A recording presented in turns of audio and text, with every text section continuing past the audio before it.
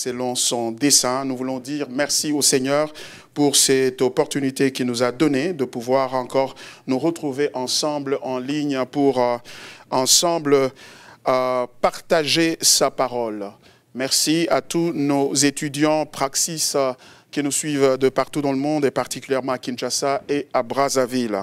Que Dieu notre Père vous bénisse et vous soutienne.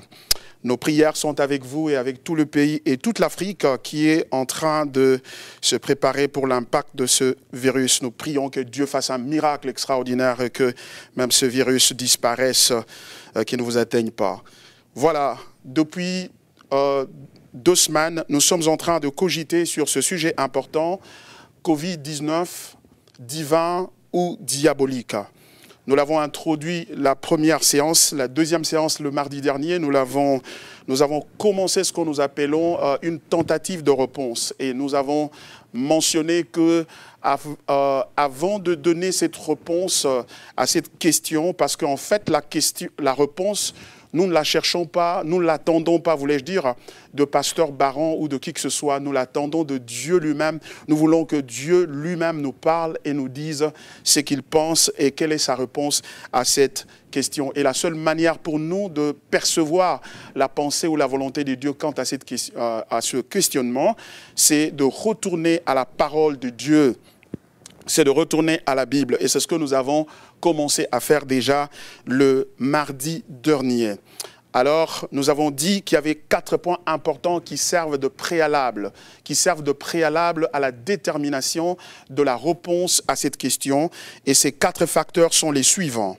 D'abord, il faut déterminer l'approche face à la révélation biblique. Quelle approche prendre? De quelle manière approcher le texte biblique? De quelle manière approcher Dieu pour pouvoir s'assurer qu'on est en alignement total avec sa volonté, on est en alignement total avec sa pensée. Alors, nous avons donc en deuxième lieu dit que il nous faut aussi comprendre l'expression divine. Il nous faut comprendre l'expression divine, c'est-à-dire comment Dieu s'exprime et quelle valeur a l'expression divine. Troisièmement, il faut comprendre le but de Dieu, car Dieu fait tout avec un but. Et quatrièmement, c'est comprendre la nature de Dieu. Et quand on aura fixé nos pensées sur ces préalables, c'est-à-dire ces 4 points, eh ben, nous allons être en mesure de donner une réponse plus biblique, qui glorifie Dieu et qui reflète la pensée même de Dieu. Car souvenons-nous, il a dit dans sa parole, dans Ésaïe chapitre 55, versets 6 à 7, que ses pensées sont différentes de nos pensées, ses voix sont différentes de nos voix. Et cela requiert de notre part une certaine humilité pour pouvoir venir à lui, mettre de côté nos pensées, nos voix, et nous soumettre humblement à sa voix ou à sa pensée. Et c'est ce que nous sommes en train de faire. Et le mardi passé, nous avons parlé de 2 approches importantes qui distinguent la manière dont les gens s'approchent du texte biblique. Nous avons parlé de l'approche théocentrique et l'approche anthropocentrique. L'approche théocentrique, c'est l'approche qui est centrée sur Dieu, l'approche qui considère 3 éléments importants. Le premier élément, c'est que quelle est la source de la vie, quel est le moyen de la vie et quel est le but de la vie. Et à toutes ces 3 questions, ou à ces 3 éléments importants, l'approche théocentrique ou l'approche centrée sur la personne de Dieu répond en disant c'est Dieu qui est la source de la vie, c'est Dieu qui est le moyen de la vie et c'est Dieu qui est la finalité de la vie. C'est en somme ça l'approche théocentrique ou l'approche centrée sur Dieu. Et nous avons vu aussi qu'il existe une autre approche qu'on appelle l'approche anthropocentrique, c'est-à-dire l'approche centrée sur l'homme. Et cette approche-là, nous avons dit qu'elle a 2 versions. Elle peut être complètement séculière, c'est-à-dire rejette l'existence de Dieu, rejette l'autorité de Dieu, rejette la suprématie de Dieu. Et elle peut aussi, en un autre cas, reconnaître l'existence de Dieu, reconnaître la suprématie de Dieu, mais cependant, Dieu n'est pas la finalité de sa démarche. Qu'est-ce que cela veut dire? C'est-à-dire qu'on peut être anthropocentrique de deux manières. C'est-à-dire qu'on peut être centré sur l'homme, ou centré, si cet homme-là, ce toi-même, tu es centré sur toi-même. On est centré sur soi en croyant, d'une part, que Dieu n'existe pas, on est scientifique, on est complètement, totalement séculier. On dit, je suis la source de ma propre vie, le moyen pour vivre ce moi-même, et la finalité, c'est ce que moi-même je désire. Voyez-vous? Mais il y a une deuxième manière d'être anthropocentrique. Cela consiste à se dire, Dieu est le créateur, donc la source de la vie. Il est le moyen pour réussir, mais il n'est pas le but final pour réussir. Alors en ce moment-là, on est soi-même, ou on imagine soi-même l'objectif de sa vie. C'est pour cela qu'on entend beaucoup plus, c'est entend parler de la destinée, atteindre sa destinée, et cette destinée qui est autre que Dieu lui-même.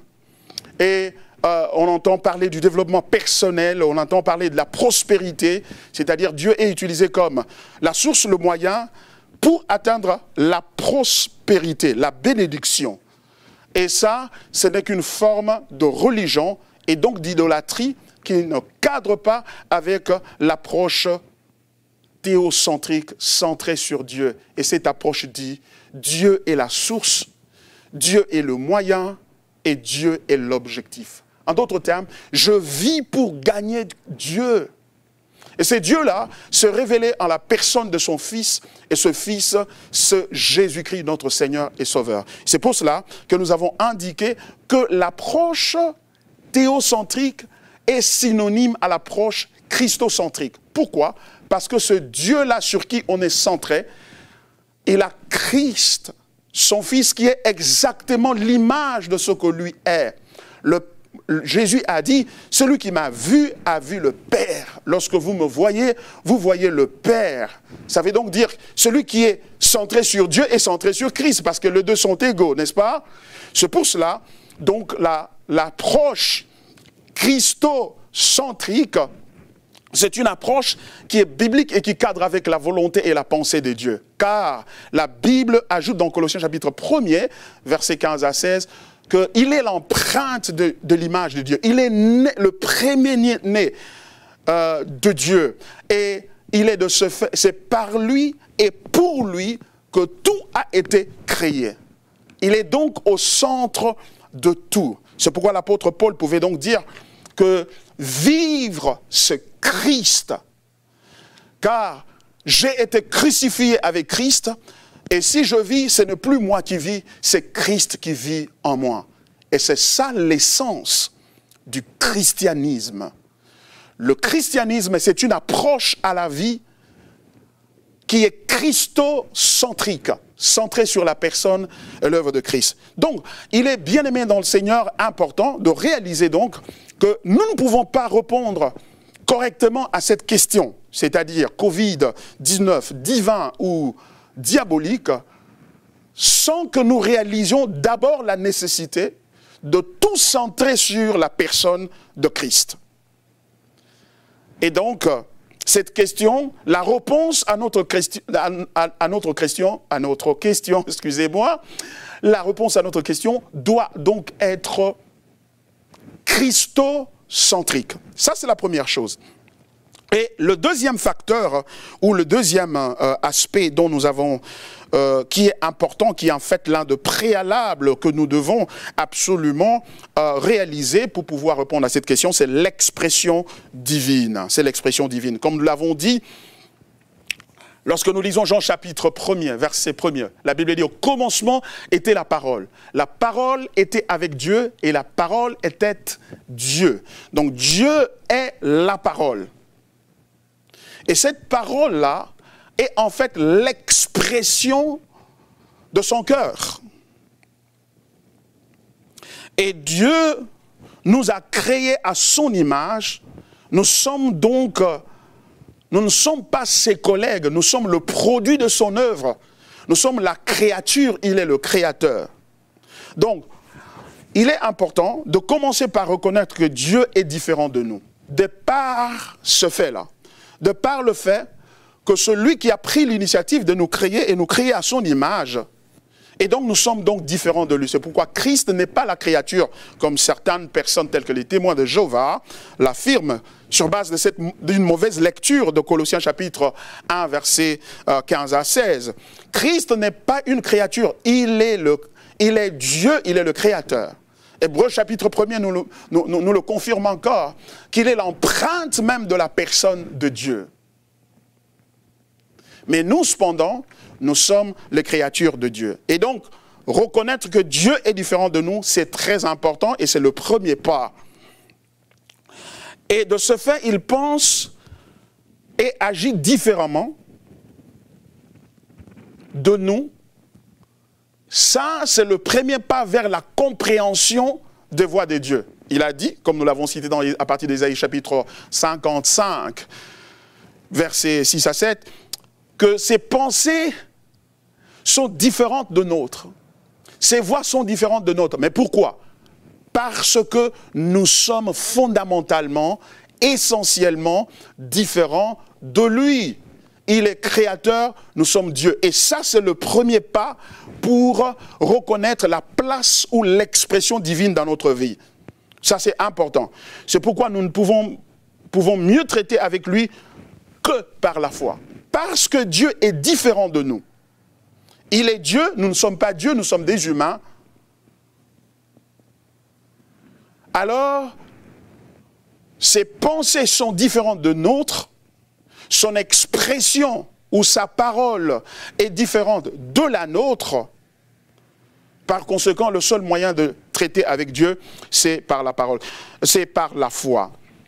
Je vais revenir tout à l'heure. La parole de Dieu traduit la pensée de Dieu. La parole ne nous dit pas tout sur Dieu. Mais elle nous dit tout ce que Dieu a jugé nécessaire et suffisant pour nous de connaître au sujet de lui. Ce que je veux dire, c'est ceci. Quand Dieu parle, il ne dit pas tout sur lui. Car la Bible nous dit clairement que les choses cachées sont à Dieu et les choses révélées sont aux hommes. Ce sont aux hommes. Donc il est deux choses que Dieu a cachées pour lui-même et il y a deux choses que Dieu a révélées, il a rendues disponibles pour nous et ces choses, il les a rendues disponibles au travers de sa parole écrite que nous lisons. Et ce que Dieu a rendu disponible, c'est ce qui, selon son jugement, lui semble nécessaire et suffisant, et ces deux adjectifs sont très importants, nécessaire et suffisant pour pouvoir nous permettre de le connaître. De telle sorte que, pour connaître Dieu, il faut se limiter seulement à ce qu'il a dit. Car ce qu'il a dit est jugé par lui comme nécessaire et suffisant. Aller au-delà de ce qui est écrit est un acte d'arrogance et d'incrédulité. Donc, développer une spiritualité qui tire sa force dans autre chose que les Écritures, c'est une forme de rébellion.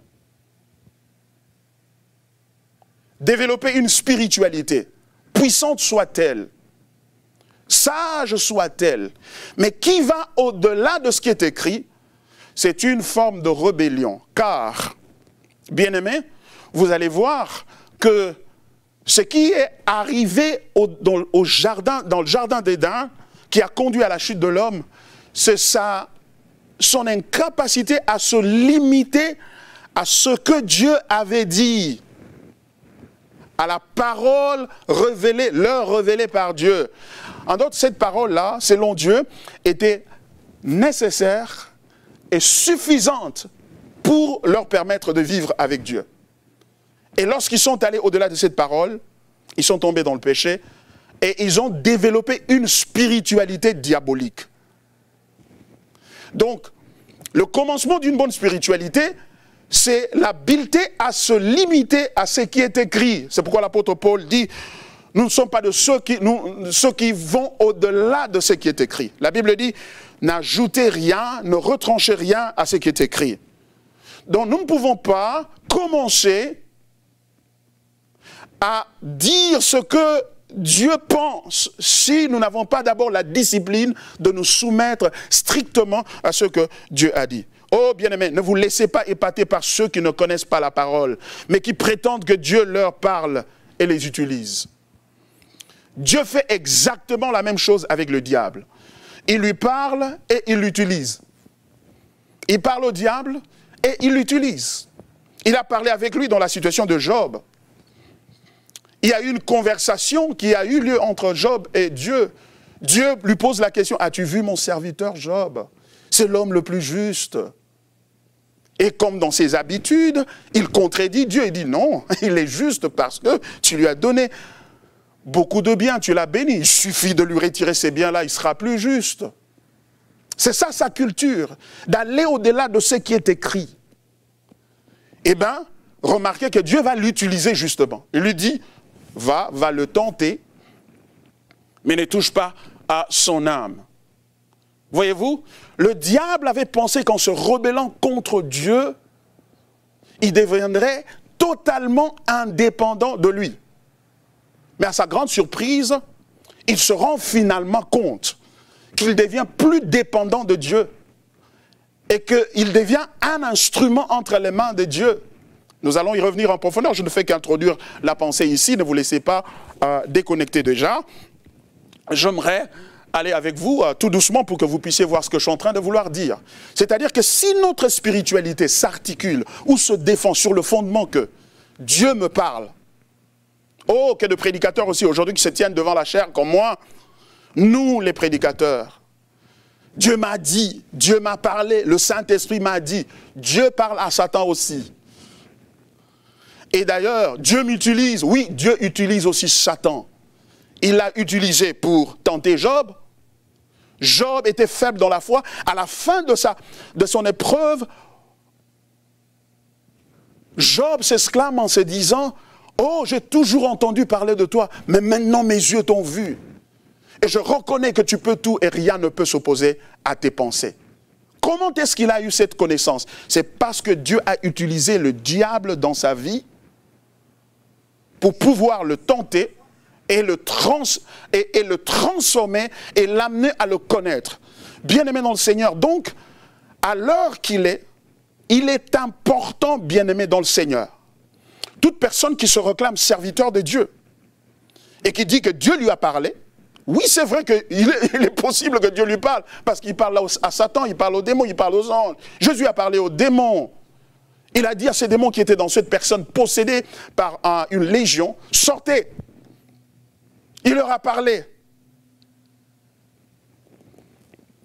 Mais le problème, c'est celui-ci. N'oubliez pas la première approche. Le premier point dont nous avons parlé. Quelle approche à la parole? Christocentrique ou anthropocentrique? Et remarquez que nous n'avons pas dit diabolocentrique. C'est-à-dire du diable, on n'a pas parlé de lui. Pourquoi? Parce que le diable ne s'affiche toujours pas à l'homme comme le centre de son intérêt. Il se dissimule toujours. Regardez, à la première tentation, il va s'infiltrer comme un serpent. Parce qu'il veut toujours disparaître. Qu'on ignore sa présence. Et c'est ce qu'il a fait. Bien-aimé dans le Seigneur, le diable n'a pas une... nous n'avons donc, je voulais dire, le diable, pour venir à l'homme, même s'il est païen, il utilisera toujours l'anthropocentrisme. Ça veut dire qu'il lui dira toujours, je peux faire des choses pour toi pour maximiser ton potentiel. Il lui montrera toujours que c'est dans ton intérêt que je suis en train de faire ça. Mais un menteur patenté, méfiez-vous de lui.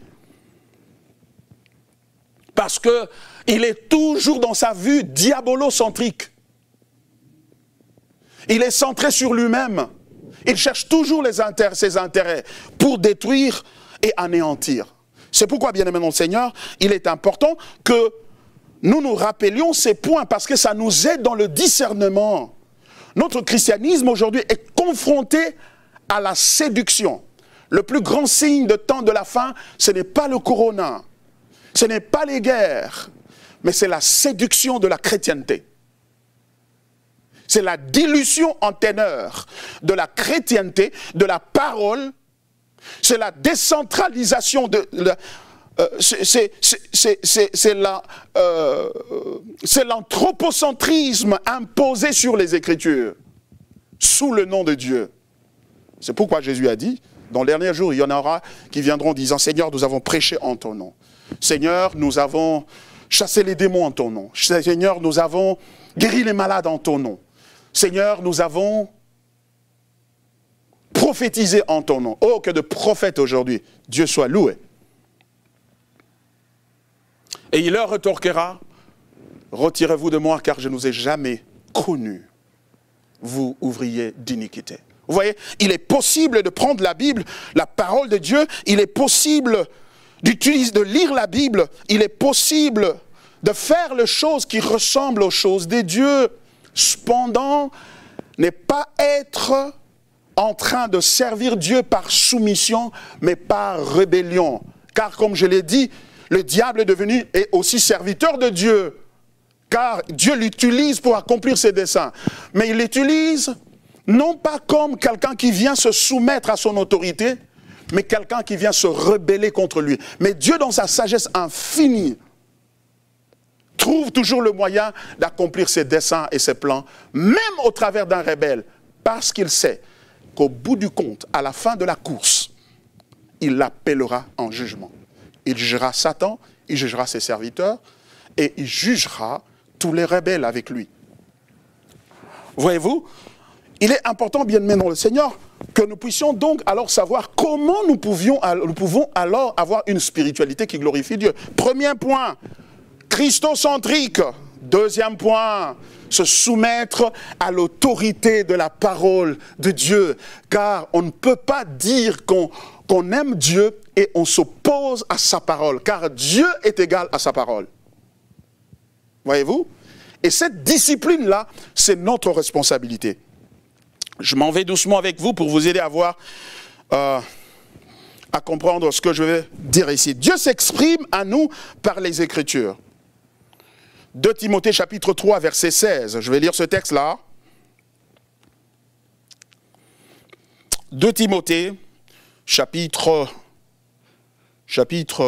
3 verset 16. Écoutez ce que la Bible dit.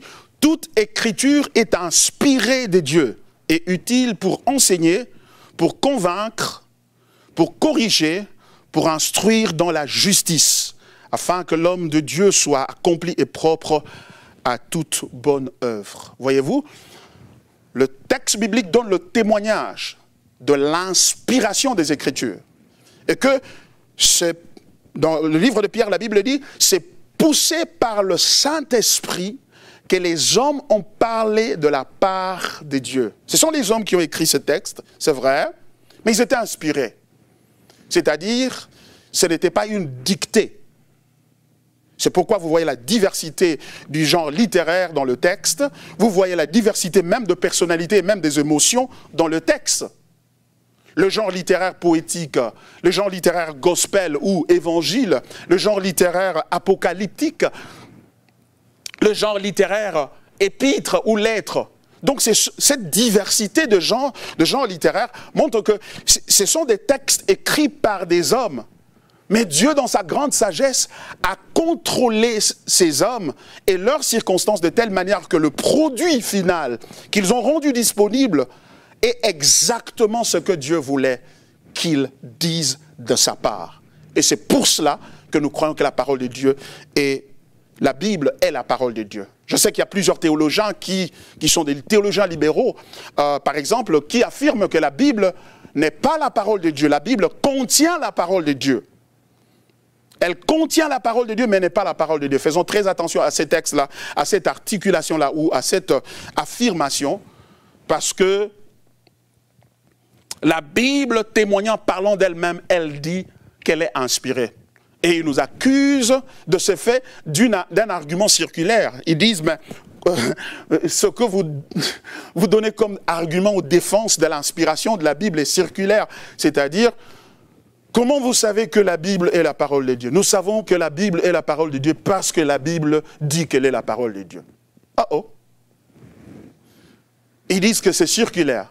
Justement, ils ont raison, c'est circulaire. Et c'est le seul argument possible pour justifier la parole de Dieu. Pourquoi? Parce que si nous disons que la parole de Dieu est parole de Dieu, et la Bible est parole de Dieu, et nous cherchons la preuve de son inspiration en dehors de ce texte biblique, émanant d'une autre source, ça veut donc dire que la parole de Dieu tirerait son autorité de cette autre source-là. Or, Dieu est l'autorité suprême, et il est la parole. Comment on sait qu'il est la parole? Parce qu'il a parlé. Comment on sait qu'il est la parole? Parce qu'il a dit qu'il est la parole. Nous ne cherchons pas l'approbation de la véracité de sa parole, de son expression en dehors de lui-même. Aucun songe ne peut authentifier la parole de Dieu. Parce que le songe viendrait de l'homme, viendrait donc de la créature. Car le monde, l'univers est divisé en deux. Il y a d'un côté le créateur et le reste c'est la créature ou la création. Par conséquent, le créateur ne peut pas tirer son autorité de sa créature. C'est pourquoi, pour établir l'autorité de la parole de Dieu, nous retournons à la parole elle-même. La Bible est la parole de Dieu. Bien aimé dans le Seigneur, ces choses paraissent basiques ou simples. Mais je vous assure que c'est ce qui est à la base, à la fondation du christianisme. Et faute de comprendre ces choses et de les accepter comme axiomatiques, comme vérité non négociable, il y a la séduction qui est entrée dans l'Église. C'est pourquoi aujourd'hui, vous allez voir certaines personnes qui se réclament serviteurs de Dieu, mais il soutient une doctrine lorsque vous lui demandez, mais où est la base scripturaire de cette doctrine, c'est cette doctrine-là. Il va vous dire, Dieu m'a dit. Dieu t'a dit. Nous ne pouvons pas te faire confiance, toi. Nous faisons confiance aux Écritures qui ont fait leurs preuves, qui datent de plus de 2000 ans, qui ont fait la preuve de temps, qui ont résisté contre les attaques et les menaces de toutes sortes. C'est aux Écritures que nous faisons attention. Alors, bien aimés dans le Seigneur, c'est pour cela que nous disons que Dieu s'exprime à nous par ses Écritures. De Genèse à Apocalypse, la Bible nous présente un Dieu qui parle. La parole de Dieu est l'expression de sa pensée, la pensée de son cœur. Ainsi en est-il de la loi. La loi n'est pas quelque chose que Dieu a lu quelque part. Les commandements qu'il nous a donnés ne sont pas des commandements il a dû consulter une bibliothèque ou un livre et il dit, voilà, j'ai découvert que pour que vous soyez heureux, vous devez obéir à ces lois. Non, la loi c'est l'expression même du cœur de Dieu. C'est pourquoi nous pouvons dire que Dieu est la parole. Parce que la parole n'est pas séparée de lui, elle émerge de son cœur, de sa pensée, de son être plus profond, de son caractère. C'est l'expression de son caractère, de ce qu'il est. Elle représente la volonté de Dieu, elle émerge de son cœur. C'est la seule au monde qui t'expose à Dieu. Bien-aimé dans le Seigneur, la parole de Dieu est la seule chose qui t'expose à Dieu. Pourquoi? Parce que tu ne peux pas connaître Dieu si Dieu ne parle pas. S'il n'a pas parlé, tu n'as aucune connaissance de lui. Ce qui veut dire, tu ne peux le connaître que lorsqu'il ouvre sa bouche pour parler. Car tu n'as aucun moyen par toi-même pour le connaître. Il est unique en son genre, il est extraordinaire. C'est le seul moyen qui peut t'exposer à Dieu, pour connaître Dieu. Mais remarquez la négligence que nous constatons aujourd'hui dans l'Église. Oh, quel genre d'Église nous avons aujourd'hui, que Dieu nous aide.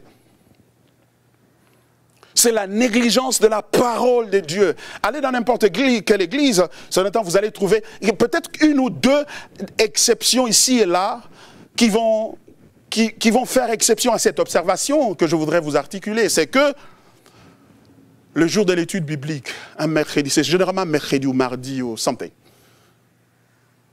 il y a 3, 4 personnes qui viennent. Mais le jour de la prière, la salle est bondée de monde. C'est bondé de monde. Mais vous vous demandez, ils vont aller parler à un Dieu qu'ils ne connaissent pas, parce que le seul moyen de connaître Dieu, c'est par sa parole. Si Dieu n'a pas ouvert la bouche, tu ne peux pas le connaître. Pourquoi? Parce qu'il détient le monopole de sa connaissance. Et l'évangile qui nous annonce, d'ailleurs, il le dit, ce sont des choses qui ne sont jamais montées au cœur de l'homme. Ce sont les choses que les oreilles n'ont jamais entendues. Ce sont les choses que les yeux n'ont jamais vues. Ces choses qui sont cachées. En d'autres termes, nous ne pouvons connaître Dieu qu'à concurrence de sa générosité démontrée à s'exposer à nous au travers de sa parole. La générosité de Dieu. Bien-aimé mon Seigneur, que de chrétiens aujourd'hui qui prient beaucoup et qui lisent très peu la Bible, qui connaissent presque pas la Bible, très peu peuvent tenir un discours ou un débat avec un témoin de Jéhovah ou un mormon.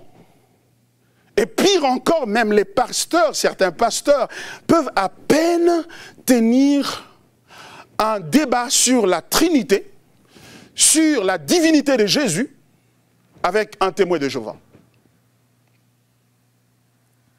Mais on est plein de révélations. De quelle révélation s'agit-il? Bien-aimés, c'est de cela que nous sommes en train de parler. Si nous voulons que l'Église retourne à la vérité aujourd'hui, et que l'Église soit reformée, il faut absolument qu'on apprenne la discipline des Écritures. La discipline des Écritures. C'est pour cela, j'ai béni Dieu pour tous nos étudiants Praxis de notre école biblique et théologique Praxis qui se trouve à Kinshasa et à Brazzaville, qui apprennent. Nous avons mis sur pied une école qui donne une formation saisonnière et qui a pour but de donner accès à l'Église, à un plus grand nombre que possible, à la formation biblique et théologique. L'une des erreurs que l'Église a commises, c'est d'avoir rejeté le bébé avec l'eau de son bain quant à la théologie. Lorsqu'on a appris qu'il existe une théologie libérale qui nie l'existence de Dieu ou qui nie l'autorité suprême des Écritures, alors on a dit à Dieu la théologie. Et c'est ça l'erreur de l'Église. La Bible dit ajouter à la foi la connaissance. La Bible dit dans Osée, mon peuple périt par manque de connaissance. Manque de prière? Non. Manque de prophétie? Non. Manque de la parole de Dieu. C'est-à-dire de la connaissance. C'est pourquoi, bien-aimé mon Seigneur, il est important que nous réalisions que la parole est indispensable à la chrétienté. Avant de donner la réponse à cette question, nous devons nous accorder d'abord sur notre perception, notre considération des Écritures. Qu'est-ce que les Écritures représentent pour nous? Parce que, rappelons-nous, la bataille dans le désert, lorsque Christ était tenté par le diable, c'était la bataille des Écritures. Et remarquez que cette bataille, c'est la bataille qui a commencé depuis le début, dans le jardin d'Éden. C'était la bataille de la parole. Le diable vient et la première parole qui sort de sa bouche, c'était quoi? Il dit, Dieu a-t-il réellement dit? C'est-à-dire, il défie la parole de Dieu.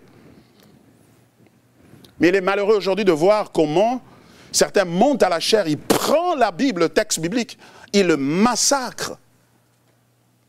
Au su et au vu de tout le monde, mais pourvu qu'à la fin, qu'ils fassent un service, qu'ils commencent à prophétiser et que ça tombe juste et que les gens guérissent. Les gens n'ont qu'à faire de ce que Dieu dit. Ils ne respectent pas la parole de Dieu. Essayez de tordre les paroles de Macron, vous allez voir. Essayez de tordre la constitution de la France, des États-Unis, du Congo, du Nigeria. Vous allez voir ce qui va vous arriver. Et nous semblons penser que parce que nous ouvrons la Bible, nous la lisons, nous tordons les Écritures, et Dieu, ça importe peu, pourvu qu'on soit guéri. Où est la valeur de notre guérison? Pourvu qu'on ait des miracles. C'est pourquoi l'Église a été remplacée par des centres de dispensation des bénéfices du salut.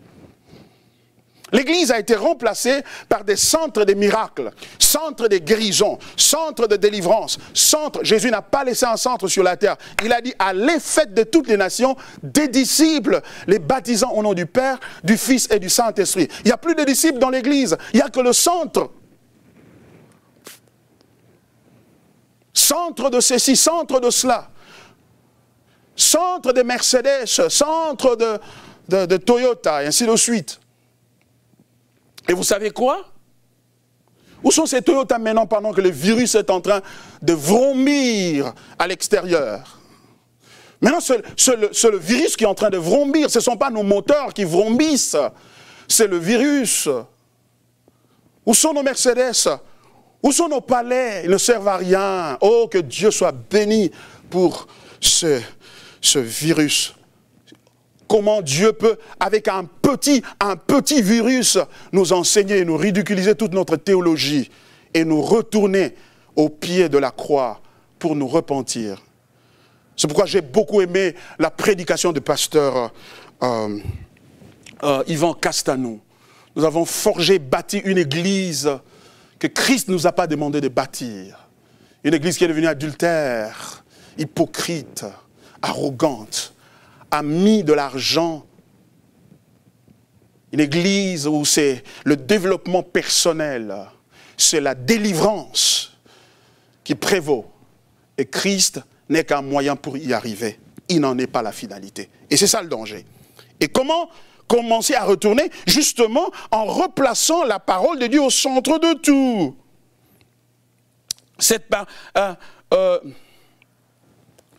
Le texte... La place de la parole de Dieu est prépondérante dans notre christianisme. Sinon, ce n'est plus le christianisme, c'est autre chose, bien-aimé dans le Seigneur. Voyez-vous?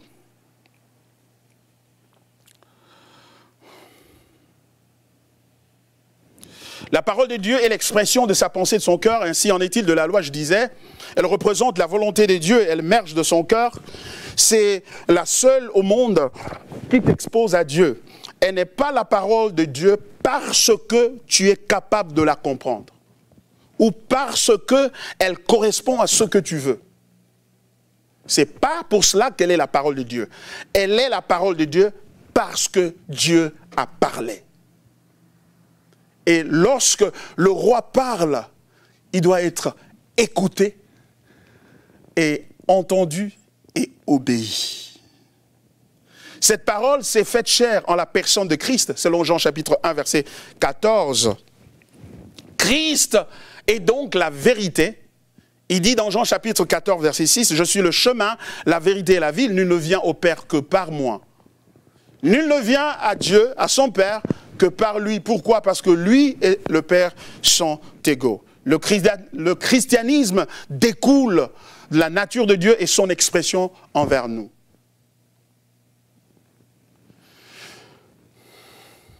L'incident du jardin d'Éden peut se résumer en ce que Dieu avait parlé et quelqu'un d'autre est venu parler après Dieu, promettant à l'homme des expériences de satisfaction. Et l'homme utilisa seulement sa pensée pour établir que Dieu n'est pas sincère. Voyez-vous? L'expérience du jardin d'Éden a eu lieu, c'est-à-dire la chute de l'homme, parce que quelqu'un est venu et le point de départ c'était la parole. Il a tordu les Écritures, leur promettant des expériences. C'est-à-dire que si vous mangez ce fruit, c'est-à-dire si vous désobéissez à Dieu, vous deviendrez, vos yeux vont s'ouvrir. Avait-il des yeux fermés? Non. Il voulait dire que vous allez avoir une expérience spirituelle. Et de cette expérience vont découler des bénéfices. Vous deviendrez comme de Dieu. N'entendons-nous pas ça aujourd'hui à l'église? Vous êtes des dieux. Amen. Vous êtes des dieux. Amen. Il n'y a qu'un seul Dieu. Nous sommes des hommes. Et c'est une grande bénédiction que d'être homme. Il n'y a pas plus grande bénédiction dans la création tout entière que d'être homme. Parce qu'après Dieu, c'est l'homme. Dans les cieux et sur la terre. Les hommes ont un statut meilleur que même les anges. Car les anges restent serviteurs de Dieu. Et nous avons reçu l'appel en Christ de participer à la nature de Dieu, de communier avec lui, c'est qu'aucun ange n'a reçu comme appel. Restez satisfaits. Vous êtes un homme, c'est glorieux. Ne cherchez pas à devenir Dieu. C'est cette tentation-là, c'est cette suggestion-là de devenir Dieu qui nous a fait tomber dans le jardin. Et malheureusement, ça revient aujourd'hui à l'église. Personne ne reconnaît ça. Amen. Certains ne reconnaissent pas ça. Le diable avait intentionnellement mal interprété ce que Dieu avait dit afin de créer une perspective centrée sur l'homme en eux, l'anthropocentrisme. Bien-aimé dans le Seigneur, la position de Dieu, Dieu est la vérité et sa position est unique. Pour voir les choses comme lui, il y a deux conditions très simples à remplir. Premièrement, il faut se positionner dans la position de Dieu. Permettez-moi la tautologie. Premièrement, c'est-à-dire pour voir les choses comme Dieu, c'est-à-dire être théocentrique et christocentrique, il y a deux conditions à remplir. D'abord, il faut être dans la position de Dieu, c'est-à-dire là où l'angle de Dieu, c'est-à-dire là où Dieu se tient, la position qui lui permet de voir tout. Ça, c'est la première condition. La deuxième, c'est qu'il faut avoir les valeurs, le caractère, les habiletés et les ambitions qu'il a, car tout cela influence sa vue de choses. Il faut avoir sa nature. Sa connaissance et son interprétation émergent de tout cela. Ça émerge de sa position et de son caractère. Comme nous avons donné l'exemple la fois dernière d'un accident qui a lieu et certaines personnes, 4 personnes positionnées à des angles différents, peuvent avoir une vue différente de l'accident d'automobile par exemple, et cette vue-là qui va conduire à une interprétation de raison de l'accident qui soit différente de la personne 2, 3 et 4. Voyez-vous? Donc il y a la position, mais il y a aussi la nature et les objectifs, les désirs, les ambitions. Pourquoi le diable est venu à tenter l'homme? Parce qu'il avait des ambitions. Il a interprété la réalité de la défense ou de la prohibition, de l'interdiction à manger le fruit par rapport à ses ambitions.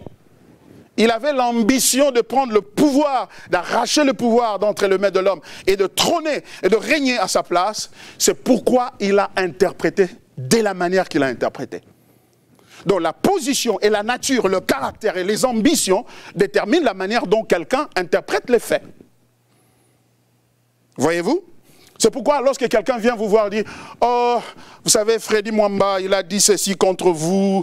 Vous savez, Pasteur Zalema a dit ceci contre vous. » Le problème, c'est que ce qu'il est en train de dire est affecté par sa position et par son caractère et surtout par ses ambitions. Donc, avant de considérer ce qu'il vous dit, considérez d'abord ses ambitions, sa nature, son caractère, ses habiletés et tout, pour tirer une conclusion. Sinon, tu vas entrer en conflit avec des gens pour rien. Et réaliser que ce n'était qu'un mensonge cousu de fil blanc. Donc, le seul moyen pour traiter avec Dieu, je voulais dire...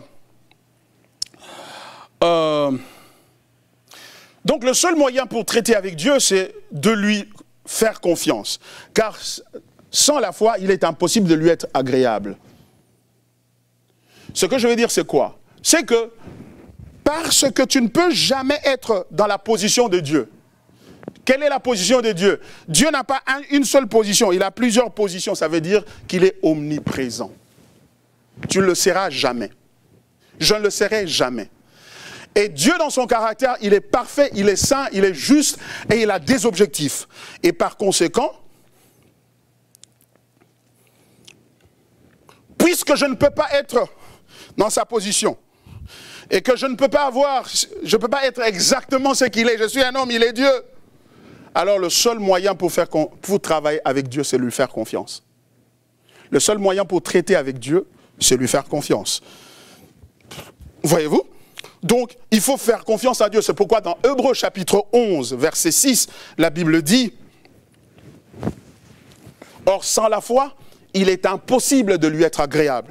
Car il faut que ceux qui s'approchent de Dieu croient qu'il existe et qu'il est le rémunérateur de ceux qui le cherchent. » Dieu est affecté par l'éternité. Son acte de création est un acte qui émerge de sa vie dans l'éternité, si bien qu'il est inséparable de l'éternité. Il est éternel, c'est pourquoi il s'appelle éternel. Cela fait de lui infini. Donc l'infinité de Dieu et la finitude de l'homme font que malgré sa bonté, qui lui suggère de tout nous dire, notre finitude le force à être sélectif dans sa révélation vis-à-vis de nous. Et donc la foi est une capacité que Dieu accorde à l'homme pour que ce dernier soit en mesure de s'approcher de lui. Qu'est-ce que je veux dire par là? Ce que je veux dire par là, c'est quoi? C'est que, puisque Dieu est omniprésent et il est dans son caractère, dans son nature, dans ses objectifs plus élevés que nous, le seul moyen pour entrer en contact avec lui et travailler avec lui, c'est de s'approcher par la foi. Pourquoi? Parce que Dieu, dans sa nature, est infini. Il est infini. Il n'a pas de fin. Or, nous, toi et moi, nous sommes finis. C'est-à-dire, nous sommes nés le 24 novembre, nous sommes morts nous allons mourir une certaine date de l'année. Nous sommes nés en une année, on va mourir en une autre année. C'est-à-dire, on a un début et une fin. Mais lui n'a pas de début et une fin parce qu'il vient de l'éternité. Il est affecté par l'éternité. Il vit dans l'éternité. Il y en a qui sont en train de dire, mais pasteur, mais vas-y carrément, directement, ça c'est théologique, c'est ceci. Voilà, le problème c'est celui-là. Vous êtes impatient de connaître Dieu.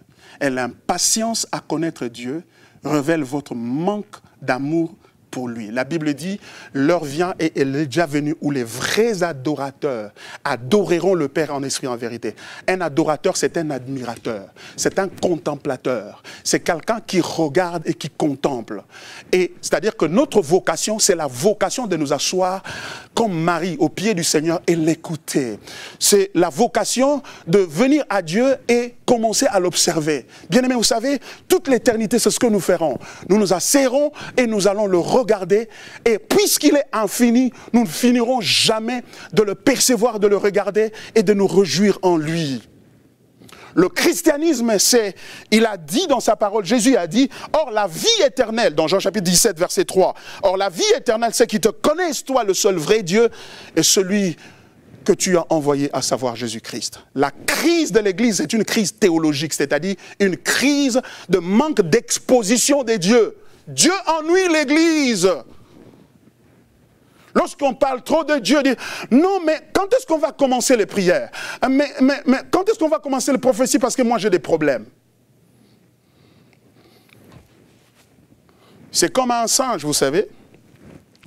Un singe, quand tu lui présentes les bananes, et tu lui présentes une brique de 100 000 $, vous savez ce qu'il va choisir? Il va choisir les bananes. Parce qu'il ne sait pas qu'avec 100 000, il peut manger les bananes tout le reste de sa vie et laisser des bananes derrière pour ses enfants. Voyez-vous? C'est ça le problème. Le creux dans notre christianisme, c'est que nous ne réalisons pas que connaître Christ, c'est Dieu-là qui s'est révélé en Christ pour ce qu'il est. C'est ça la richesse. C'est ça la vie. Alors quand on nous parle de lui, il dit, ah, lui il est très théologique là, nous voulons des gens. Entourez-vous de gens qui vous voulez écouter, qui vous disent ce qui vous plaît. Mais sachez qu'au fond, au bout de la course, bien-aimé dans le Seigneur, ce ne serait pas ce qui vous plaît dont Dieu va se servir pour vous juger, mais c'est ce qui plaît à Dieu. C'est pourquoi je prie pour vous et je demande que Dieu vous aide et nous aide nous tous. Bien-aimé dans le Seigneur, je tends vers la fin, mais je voudrais donc insister sur cet aspect de la foi. Pourquoi la foi est nécessaire? La foi est nécessaire parce que Dieu est tellement infini, c'est pourquoi on l'appelle l'Éternel. Il est tellement infini que je suis tellement fini que pour que je collabore avec lui, c'est ma limitation qui le force, lui, à choisir ce qu'il doit me dire. Parce que s'il me dit tout ce qui existe, je ne saurais pas le contenir. C'est too much. C'est trop.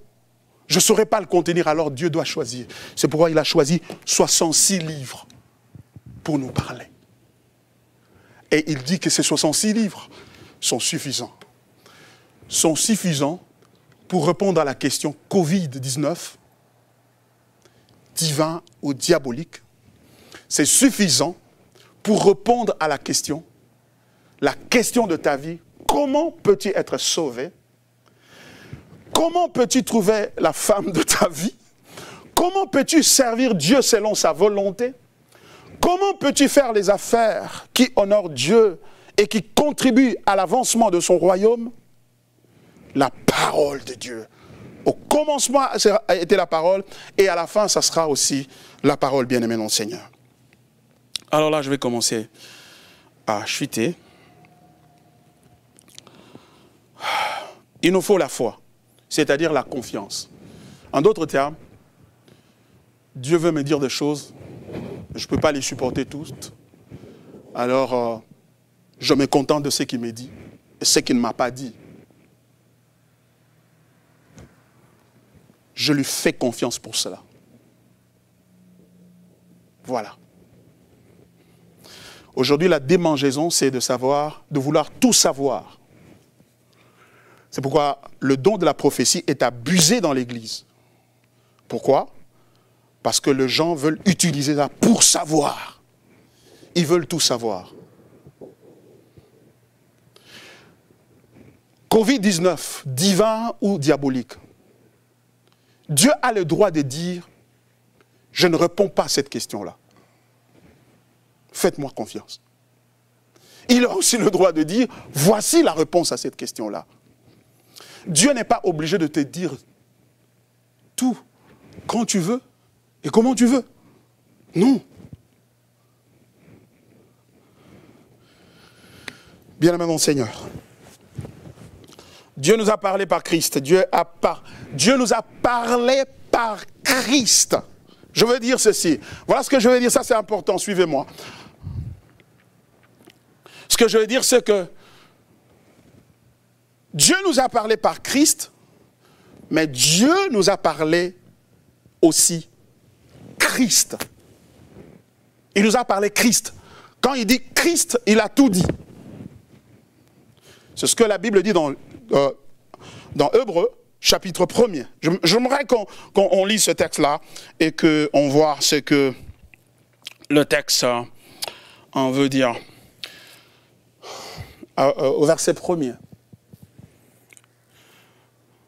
Hébreux 1:1. Après avoir autrefois à plusieurs reprises et de plusieurs manières parlé à nos pères par les prophètes, Dieu dans ces temps, dans ces derniers temps, nous a parlé par le Fils qu'il a établi héritier de toutes choses, par lequel il a aussi créé le monde, et qui étant le reflet de sa gloire et l'empreinte de sa personne, et soutenant toutes choses par sa parole puissante, a fait la purification de péchés, et s'est assis à la droite de la majesté divine dans le lieu céleste, dans le lieu très haut, devenu d'autant plus supérieur aux anges qu'il a hérité d'un nom plus excellent que le leur.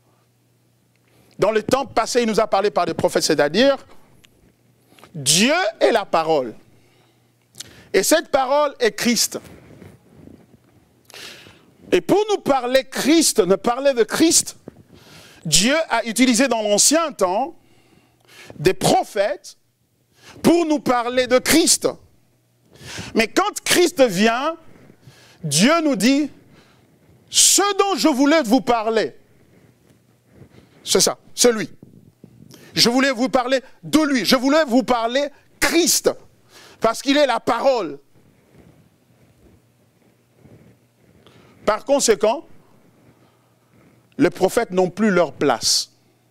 Je voudrais dire, les prophètes de l'Ancien Testament n'ont plus leur place dans le Nouveau Testament.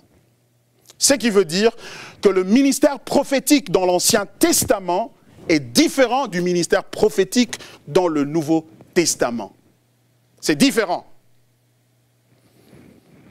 C'est pourquoi j'interpelle tous mes amis qui sont prophètes de pouvoir revoir la manière dont ils sont en train d'exercer leur ministère. Je ne suis pas contre votre ministère, mais je dis simplement, parce que nous devons lire les textes christocentriquement et que Christ est celui dont les prophètes nous parlaient, car l'apôtre Paul dit dans Romains chapitre 10 verset 4, il dit « Christ est la fin de la loi ».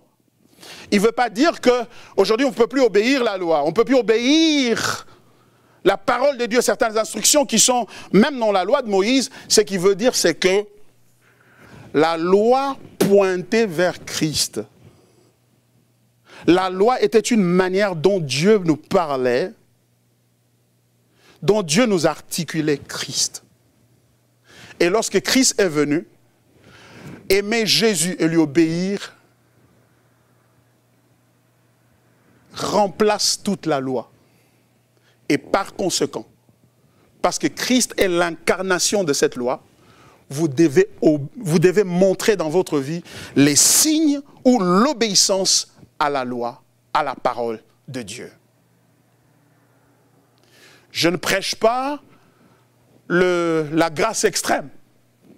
Nous sommes dans le temps de la grâce, nous ne sommes pas dans le temps de la loi. Eh bien, écoutez maintenant, il suffit de croire au Seigneur Jésus, vous êtes sauvés même si vous ne craignez pas Dieu, vous n'obéissez pas à la parole de Dieu, vous mentez, vous brisez la loi de Dieu, vous irez au ciel parce que vous avez cru en Christ et que Christ a remplacé la loi. Ça, ce n'est pas l'évangile. Bien-aimé mon Seigneur, parce que sans la loi, il n'y a pas d'évangile. Car la loi, car le Christ qui vient nous sauver, c'est celui qui a obéi à la loi, à toute la loi, pour être en mesure de nous sauver. Ça veut dire quoi? Ça veut dire qu'à la croix, il y a eu un mécanisme de substitution. Il a pris notre place, nous avons pris la sienne. Donc ce qui veut dire qu'en réalité, pour que nous prenions sa place, sa place que nous avons prise, c'est la place qui a consisté pour lui d'obéir à Dieu depuis sa naissance jusqu'à la croix.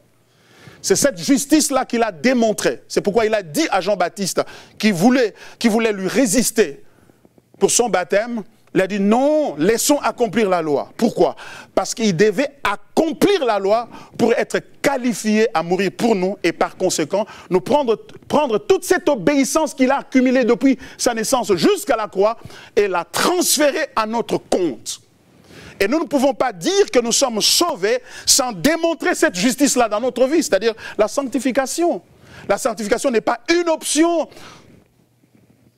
C'est l'appel, c'est la marque distinctive de l'enfant de Dieu.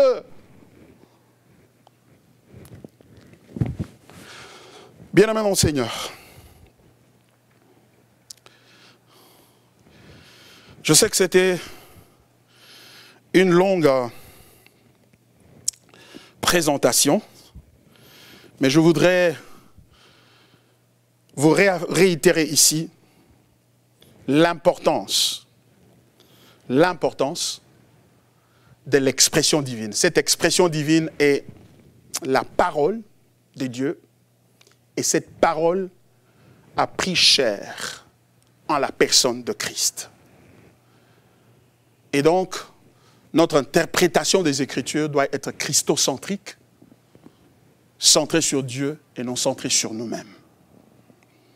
Christ est l'expression ultime de Dieu. C'est par lui que la colère de Dieu est apaisée. C'est par lui que nous sommes créés. C'est par lui et c'est pour lui. Christ devient notre herméneutique.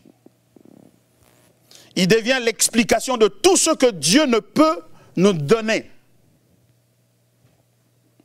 Il est le repère de la vie.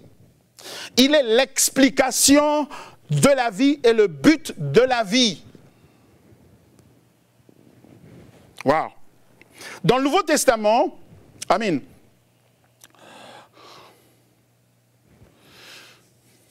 Dieu a parlé Christ à la croix. Dans le jardin d'Éden, il avait parlé la loi. Ne faites pas ceci. Ne mangez pas de ce fruit-là. C'est ce qu'il avait parlé. Il a parlé un commandement, une loi. Mais cette loi-là était une image de Christ, bien entendu. Le diable a trouvé une astuce pour séduire l'homme en présentant l'imperfection dans le caractère de Dieu et promettant une satisfaction en dehors de Dieu. C'est la religion de Satan ou le satanisme. Dieu a dit ne faites pas ceci, alors ne mangez pas de ce fruit. Alors pour les séduire à manger le fruit, il va les mentir en créant, en falsifiant le caractère de Dieu. En d'autres termes, si vous aimez vraiment, pourquoi il doit vous refuser de manger ce fruit?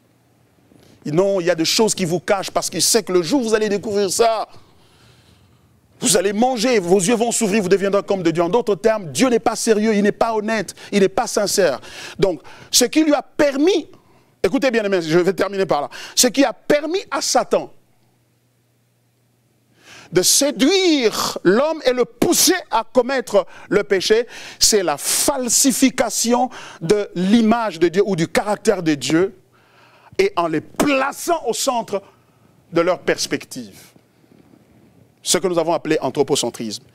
Et quand il a réussi à séduire, à falsifier le caractère de Dieu, à faire passer Dieu pour un menteur, alors il les a eus. C'est ça la religion de Satan, ou le satanisme. Le satanisme, a deux caractéristiques. C'est la falsification du caractère de Dieu, et montrer qu'il est, et quand il falsifie son caractère, c'est dans le but de montrer qu'il n'est pas satisfaisant. Il ne peut pas vous satisfaire totalement, parce que en fait c'est un colon. C'est un maître d'esclaves. Il vous retient comme des esclaves parce qu'il sait que le jour où vous mangerez de ce fruit, vous irez de l'avant, vous allez maximiser votre potentiel. Vous allez devenir grand.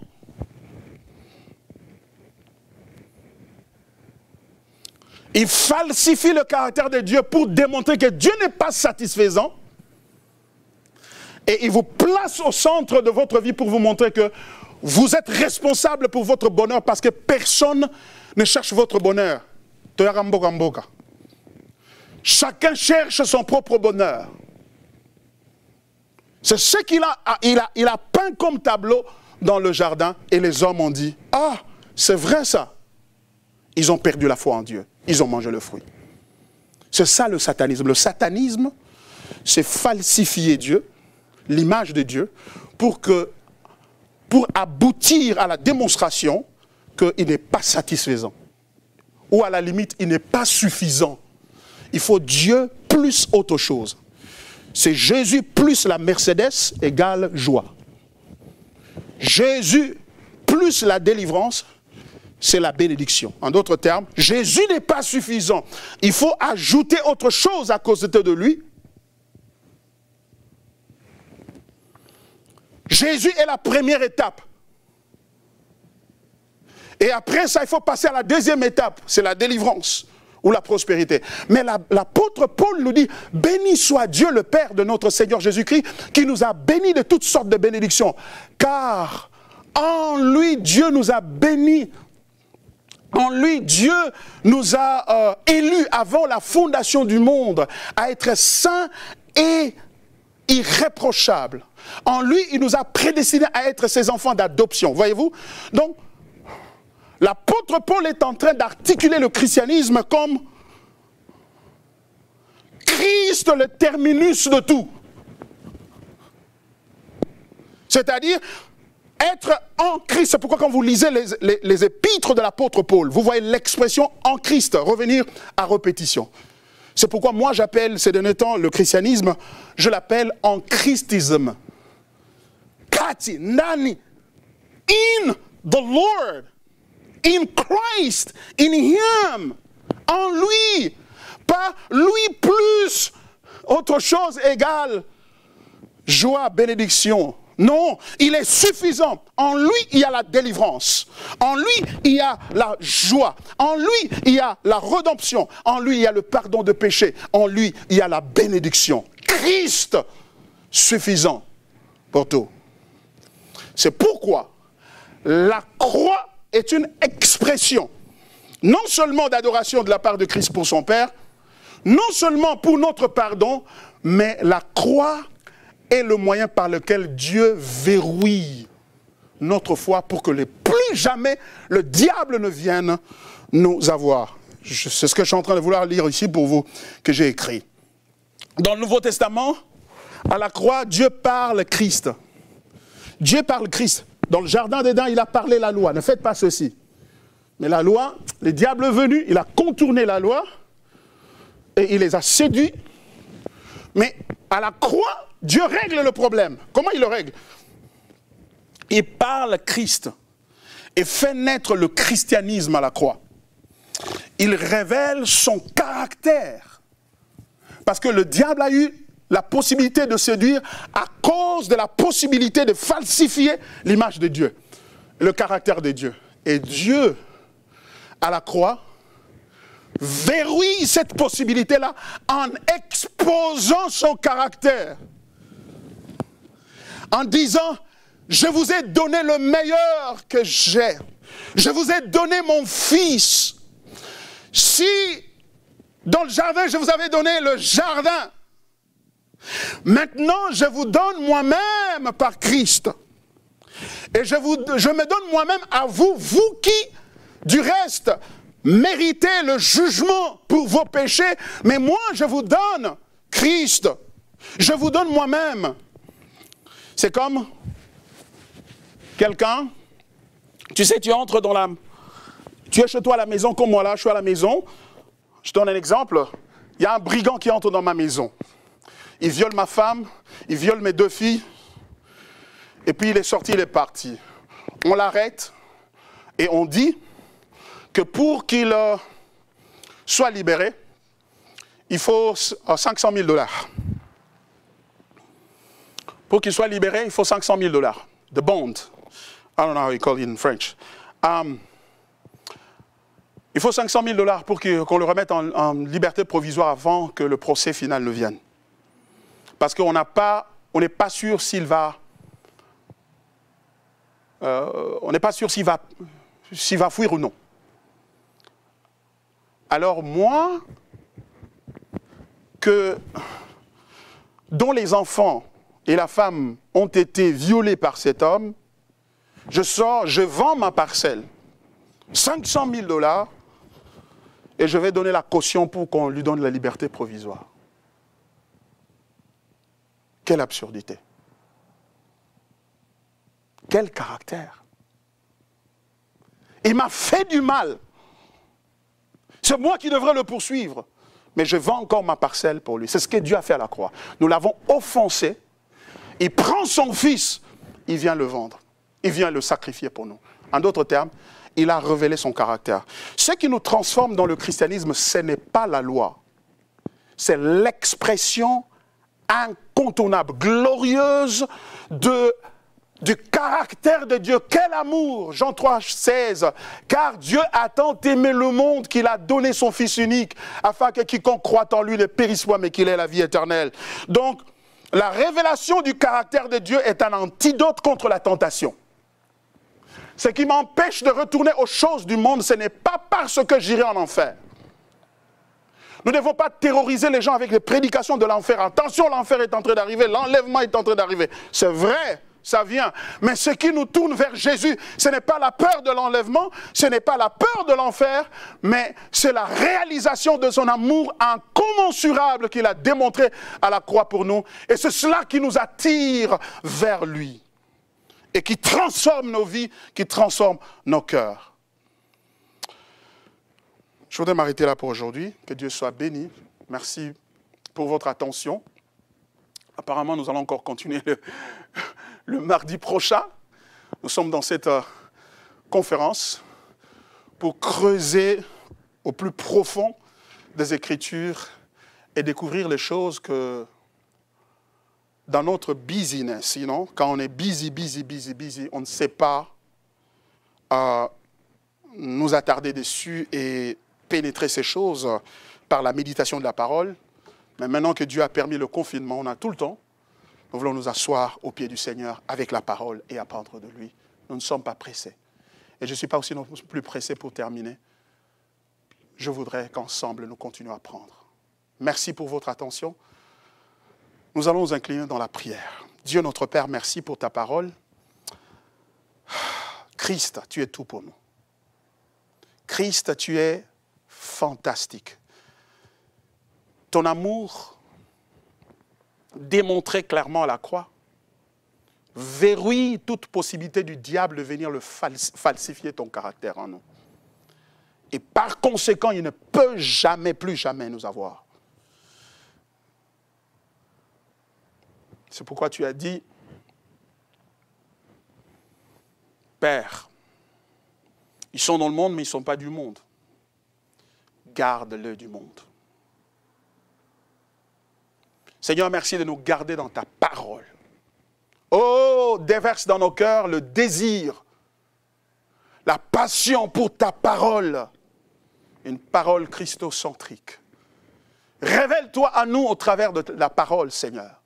Et transforme nos vies, nos ministères et tout ce que nous sommes à la gloire de ton nom. Merci, Seigneur. Que ton peuple soit béni. En ce temps de confinement, où nous nous posons la plus grande question.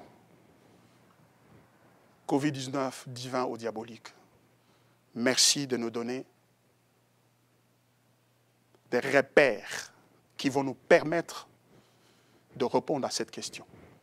Non seulement cette question, et il y a plusieurs questions qui nous hantent dans cette vie, Seigneur notre Dieu. Il y en a qui se demandent comment ils vont se marier. Il y en a qui se demandent comment ils vont servir Dieu. Il y en a qui se demandent comment ils vont gagner leur vie. Il y en a qui se demandent comment ils vont voyager. Jésus, tu es la réponse à tout. Que la gloire te soit rendue. Merci Seigneur. Bénis-nous au nom de Jésus. Amen. Merci beaucoup, que le Seigneur vous bénisse. Nous allons nous retrouver le mardi encore pour notre conférence qui continue. Et là, je voudrais déjà demander, si vous avez des questions que vous voulez poser, eh bien, nous allons avoir toute une séance pour répondre aux questions. S'il vous plaît, donnez-nous ces questions-là. Envoyez-nous ces questions par WhatsApp, par email, au travers de notre website et même sur Facebook ou sur YouTube. Écrivez votre question, nous allons la prendre à partir de là et nous allons compiler toutes les questions. Nous aurons une séance où je ne serai pas debout, je crois que je serai assis et nous allons répondre à toutes ces questions-là. N'oubliez pas, si vous n'avez pas encore, vous ne êtes pas encore abonné à notre chaîne YouTube, please, abonnez-vous maintenant. Et aussi, aimez notre page Facebook pour que nous gardions contact avec vous et que nous puissions continuer ensemble à partager, à grandir dans la foi ensemble. Un grand merci à vous tous pour votre attention ce soir. Que Dieu vous bénisse où que vous vous trouviez, ou si vous êtes encore aux États-Unis ici, soyez tous bénis de la part du Seigneur, notre Dieu. Peace. Que Dieu vous bénisse. Bye bye.